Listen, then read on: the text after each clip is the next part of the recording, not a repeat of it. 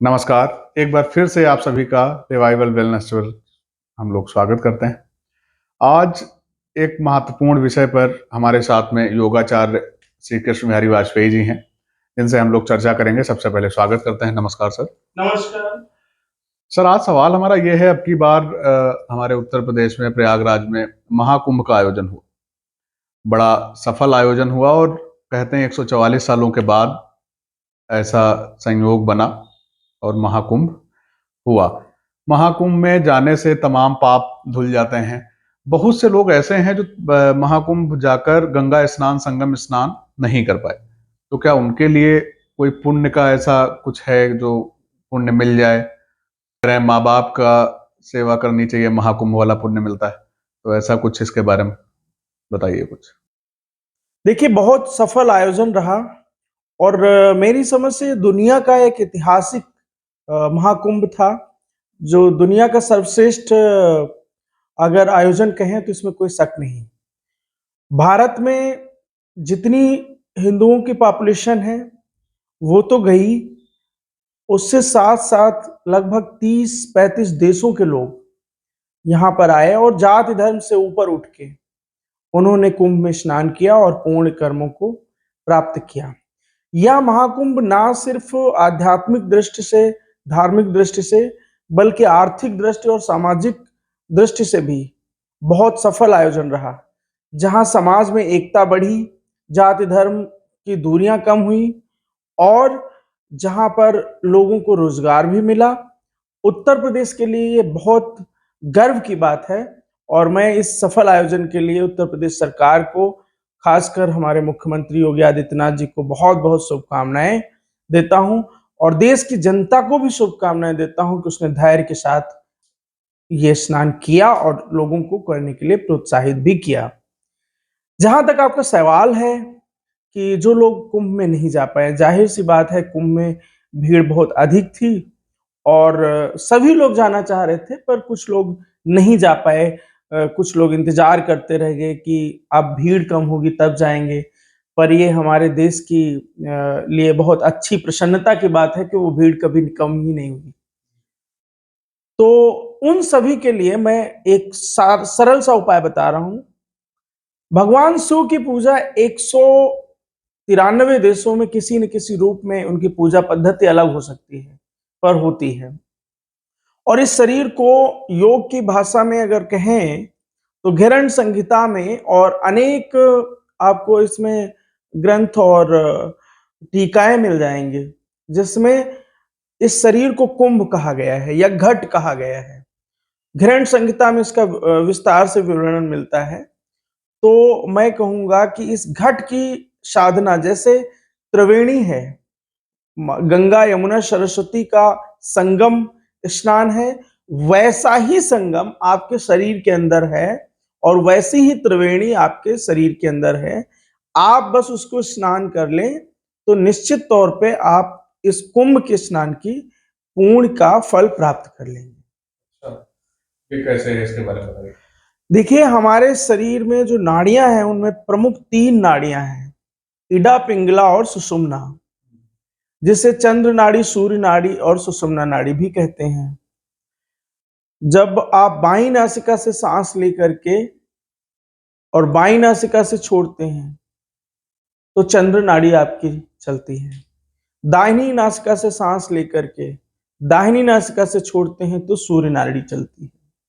किंतु जब बाईं नासिका से सांस लेकर के दाहिनी नासिका से छोड़ते हैं और उसी सांस को दाहिनी नासिका से लेकर पुनः बाईं नासिका से छोड़ते हैं, जिसे अभी कुछ समय पहले इसका नाम अनुलोम विलोम दिया गया, बाबा रामदेव जी ने दिया तो बहुत प्रसिद्ध हुआ, लेकिन ये एक नाड़ी शोधन प्राणायाम का एक पार्ट है। तो अगर इस प्राणायाम को हम प्रातः काल स्नान आदि करके किसी भी आसन में बैठकर, जैसे कि सुखासन, पद्मासन, वज्रासन, सिद्धासन, स्वास्तिक आसन, अगर किसी आसन में नहीं बैठ सकते तो सोफे पे बैठ के, बेड पे बैठ के, कुर्सी पे बैठ के, पर स्वच्छता होनी चाहिए।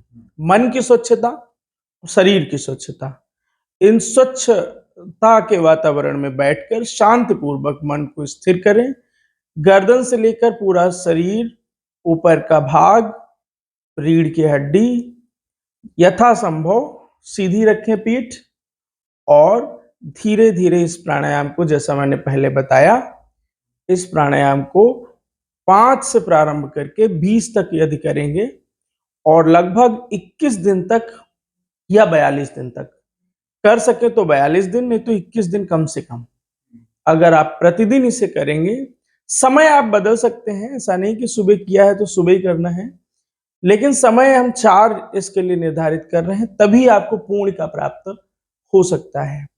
पहला समय है सुबह सूर्योदय के 1 घंटे पहले से लेकर सूर्योदय के 1 घंटे बाद तक। ये 2 घंटे का समय है, इनमें कभी भी आप कर लें। दूसरा समय है सायंकाल सूर्यास्त से 1 घंटे पहले या सूर्यास्त से 1 घंटे बाद तक। और इन दोनों समय में भी अगर नहीं कर सकते तो भोजन अगर नहीं किया है तो दोपहर में 11:30 बजे से 12:30 बजे का समय, पर पेट खाली होना चाहिए। तो नाश्ता वगैरह भी नहीं होना चाहिए या कुछ? कम से कम 3 घंटे से कुछ ना खाया हो।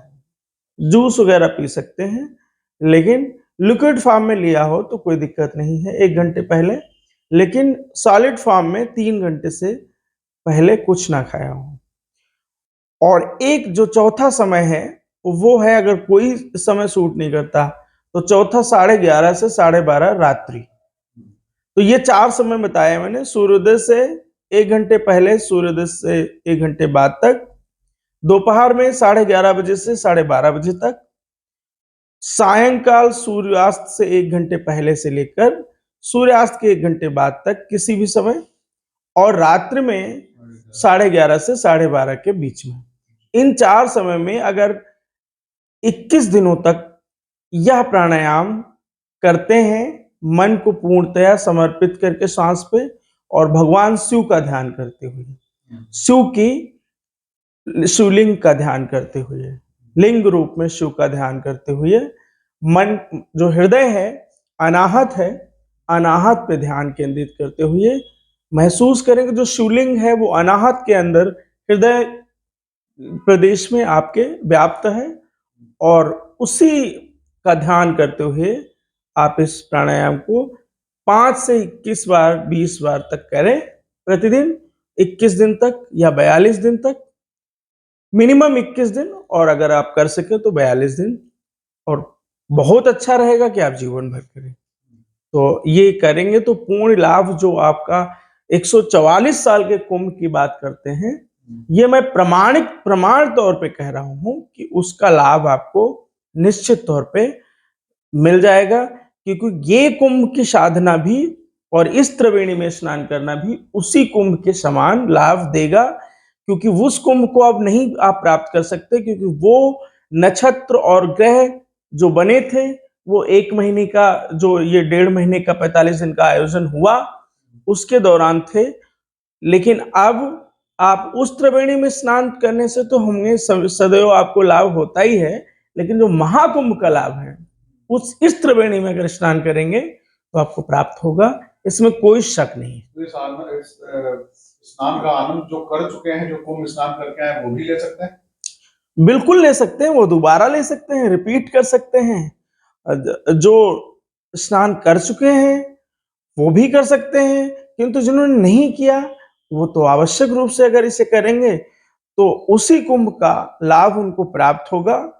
ये प्रमाणिक तौर पे हिरण्य संहिता, और अगर आप इससे और पीछे जाएंगे तो तैत्तिरीय उपनिषद, इन सब में साधना की बात कही गई है, और त्रिवेणी की बात जितने भी हठ योग के ग्रंथ हैं, चाहे शिव संहिता हो, हिरण्य संहिता हो, हठ रत्नावली हो, या फिर सिद्ध सिद्धांत पद्धति हो, और गोरक्ष संहिता हो, किसी में भी आप चाहेंगे तो आपको ये त्रिवेणी की बात मिल जाएगी। जी, बहुत बहुत धन्यवाद आपका, बहुत बड़ी जानकारी।